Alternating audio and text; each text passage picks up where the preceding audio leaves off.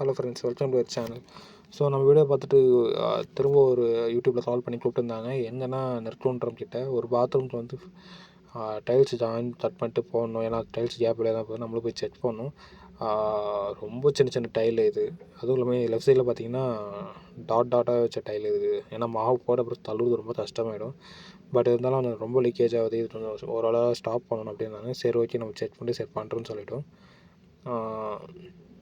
ஃபுல்லாக பார்த்தீங்கன்னா இந்த பாத்ரூம் ஃபுல்லாக தான் போகணும். ஏன்னா ஒரே சைஸ் இருந்தாலும் பரவாயில்ல, ஒன்று சின்னதும் பெருசு மாதிரி கட் பண்ண எல்லாம் லைன் அடி வாங்கிடுமோன்னு பார்த்தோம். ஸோ ஒரு பார்த்தீங்கன்னா தெரியும், ரொம்ப சின்னது எவ்வளோ பெருசுன்னு தெரியும். ஸோ ஒன்றுக்கு ஒன்று டைலு, ஒன்று ரொம்ப அரை டைல் அந்த மாதிரி இருந்துச்சு.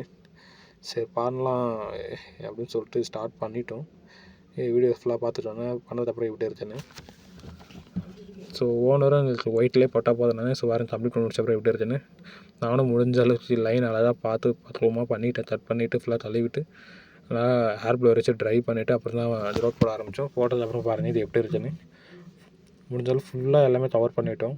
தண்ணி லீக்கேஜ் ஆகக்கூடாதுன்னு சொல்லிட்டு எல்லா இடத்துலையுமே பண்ணிவிட்டோம். கஸ்டமர் சாட்டிஸ்ஃபை ஆகிட்டாங்க இது பார்த்துட்டு. ஸோ இந்தமாதிரி உங்களுக்கு சென்னையில் என்ன கேப்பு டைல்ஸ் கேப்பில் தண்ணி என்ன ஊறுது, வாலில் செவர்லாம் ஏறுதுன்னு சொன்னிங்கன்னா ப்ளீஸ் கான்டாக்ட் பண்ணுங்கள், அதில் வாட்ஸ்அப் பண்ணுங்கள், நான் உங்களுக்கு கொட்டேஷன் அனுப்புகிறேன். தேங்க்ஸ்.